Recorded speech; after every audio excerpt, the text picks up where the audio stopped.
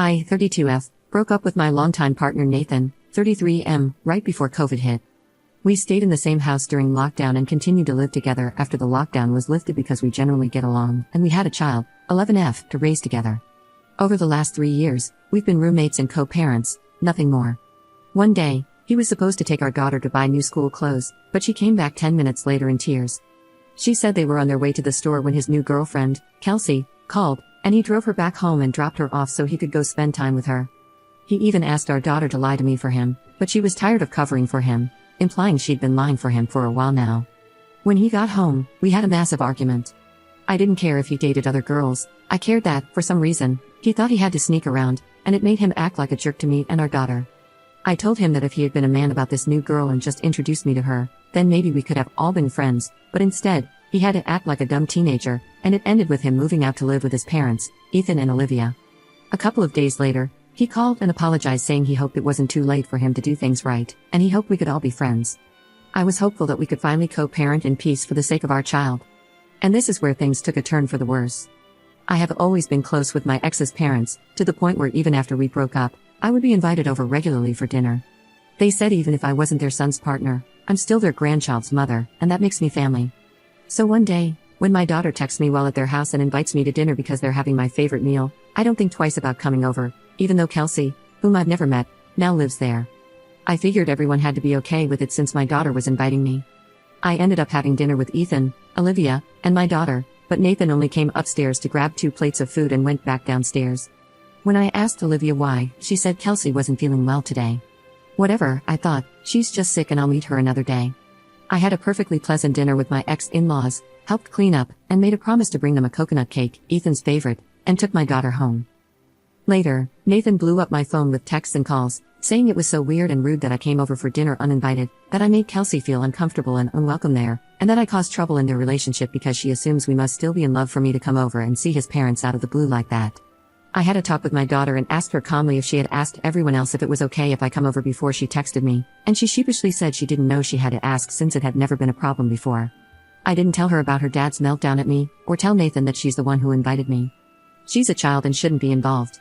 Instead, I just told him I'm sorry, me dropping by made things awkward, but I thought he wanted us all to be friends from now on, and I figured this was a good place to start being friends. He said there was no way she'd want to be my friend now that I made her feel uncomfortable in her own home. It wasn't my intention to make anyone uncomfortable, but I admit I'd be perturbed if I was the other girl and this happened to me. Update 1. I'll start from the day after the dinner and try to give a concise recap of events. The day after the dinner, I bring Ethan the coconut cake I promised, but not wanting to stir up trouble, I text that I'm bringing it over instead of dropping by unannounced like I normally would. Ethan meets me on the porch instead of inviting me in like he normally would, and I gathered from his distant but polite tone and body language that he was basically shooing me away. I was hurt that a man who had always treated me like a daughter was being cold, but I didn't say anything about it and left. Over the next couple of weeks, my ex-in-laws continued to hold me at arm's length, where once I would consider them not only family, but close friends. I used to take Olivia to doctor's appointments and shopping trips, but texts asking her about her next appointment or inviting her to come shopping with me went unanswered. I used to go fishing and go karting with Ethan, but these invites also stopped. I had a sneaking suspicion Nathan was behind the sudden change in my ex-in-laws, and I also started to notice a change in my daughter. Because Nathan and I were never actually married, there was no actual custody agreement between us. She would just text her dad if she wanted him to come pick her up, or text me if she wanted to come home. She's always been a daddy's girl and spent more time with him than she did at home with me, and I was fine with that, but after the dinner, she spent a lot more time at home with me. One day, she went with her dad, only to call me within the hour crying and asking me to pick her up. On the way home, I gently reminded her that she could talk to me about anything, even if it was hard, and that adjusting to her dad having Kelsey in his life would be a challenge, but if she had any problems, she could tell me, and I would help her fix them. She then told me what had transpired over from her point of view. Her dad and Kelsey had been dating for about 6 months before my daughter told me, and she pretty much knew about it from the beginning. Nathan told her she couldn't tell me about it, and she agreed because she didn't want us to fight. Nathan also had Kelsey around my daughter from the beginning, and my daughter was wary of her at first but started to like her. The day after the dinner, Olivia texted my daughter and basically said, "You're not in any trouble, but don't mention your mom around Kelsey again." My daughter texted back asking why, and she said, "It's just easier not to upset her." Kelsey started doing all the things with my ex-in-laws I used to do. She took Olivia to doctor's appointments and went shopping with her, and she went fishing with Ethan and even tried to replicate my coconut cake. My daughter tried talking to her dad and said it felt like Kelsey was trying to replace me, and he just said, "She's just being their daughter-in-law. Your mother isn't their daughter-in-law anymore." Still, my daughter is stubborn and insisted it wasn't fair that her mother was being excluded from the family. Nathan just kept repeating, "She's not family," to which my daughter yelled, "She's my mom, that makes her more family than Kelsey." At this, Kelsey apparently got up and left the room while Nathan ran after her. Kelsey didn't just leave the room. She took her keys, got in her car, and drove away. Nathan drove after her, while Ethan and Olivia started scolding my daughter and saying she needed to apologize to Kelsey when she got back. That's when my daughter called me in tears and asked me to come pick her up. She's insistent that she doesn't want to go back over there until they all apologize to her, and I don't blame her. As sad as I am for myself, my heart breaks tenfold for her. Update 2. In the last couple of months, I've gotten a lawyer and have been working out custody with Nathan, which was rough at first, but then calmed down. I don't want to go into too many details because this situation doesn't really involve me anymore, just my ex, and he is still my daughter's father. So I'll give the short version. When Nathan was contacted by my lawyer, he started blowing up my phone, saying I was trying to take his daughter and all his money away from him, and how could I do this to him because he would never do this to me, etc. I shut that down quickly and told him I didn't want a dime from him. I just wanted some assurance that the agreement we already had, where our daughter stays with me but is free to visit him, stays in place. He kept trying to say lawyers were unnecessary because he wasn't going to try to take her, but I didn't back down and he eventually caved. Meanwhile, I had my own things to sort through, and so did my daughter. It took a while to fully own the fact that I definitely contributed to the pain she is now feeling. When I broke up with Nathan, I comforted her by telling her nothing would change, that we were still living together. Then Nathan moved out, and still I told her nothing would change, that I'll still be active in my ex-in-laws' lives. And while that was a nice thought, it didn't really prepare my daughter for the reality that families change all the time, and change doesn't have to be bad or scary. This entire time she was basing her mental health on the idea that nothing about her family will change, so Kelsey's introduction slowly started to crumble away that feeling. But change is good, and change is normal. I may not like being cut off from Ethan and Olivia, but they're not wrong when they say I'm not family anymore. They're not wrong for trying to be welcoming to the new woman in their son's life. It sucks but life goes on.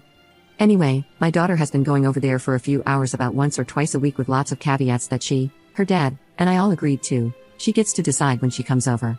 Her dad can invite her, but she's allowed to say no, and he can't argue. No one will force her to interact with anyone she doesn't want to. No one will take her anywhere if she doesn't want to go.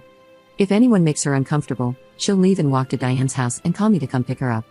Diane is a co-worker of mine who lives 3 blocks away and has known my daughter since she was a baby. This arrangement has been working out, and my daughter has said everyone has been extra nice to her, but they haven't actually said sorry for anything they did. She slowly started to seem happier and happier over there, and asked if she could go to Ethan's birthday party because her aunt and uncle from out of state would be visiting with her cousins, and I said yes. Well, tonight she came home and told me a doozy of a story. The party was great, everyone was having a good time, but Kelsey was nowhere to be found. Apparently, she wasn't feeling good again, and Nathan went downstairs to check on her. Suddenly, they hear him screaming, "Where is it? What did you do with it?" Everyone got quiet and looked to the stairs, where Nathan stomped up and said everyone had to turn out their pockets because some money was missing from his parents' safe. For some context, this safe is locked under the stairs and needs a key and combination to get into it. It has important documents for the entire family and emergency cash in it. Ethan, Olivia, Nathan, and now Kelsey, are the only ones who know the combination, and the only key is hidden in the master bedroom. Nathan went downstairs to check on Kelsey, and she was asleep in bed, but the door to the cupboard under the stairs was open. He got a bad feeling and checked the safe, and about $2,000 was missing. He woke Kelsey up, and she cried and said she had been asleep the entire time, and someone must have come down and stolen the money while she was sleeping. I was pretty gratified to hear that my ex's family is nowhere near as naive as he is, and immediately tore into him for believing that lie. None of them had a key or knew the combination, and all of them had been hanging out in the living room. Kelsey cleans the master bedroom all the time and knows where the key was. Kelsey knows the combination. Kelsey was downstairs the entire time. Kelsey is the only person who could have done it. Nathan tried to defend Kelsey and told everyone to leave her alone, but Ethan put his foot down and told his son to find the money or he would call the cops to do it. Nathan went back downstairs to talk to Kelsey, and everyone upstairs could hear her sobbing and calling him names. She went to drive off in her car, and Nathan followed her, and what did he see sitting in her backseat? A bag stuffed with bills, a bag that wasn't there a few hours ago. He tried to stop Kelsey from leaving, but she tore out of the driveway like a bat out of hell. Ethan and Olivia are furious and want to press charges, but Nathan is begging them not to, saying he can get her to bring it back. I don't know where this is going to go next, but honestly, I'm just kind of glad I ended up not being friends with Nathan and Kelsey.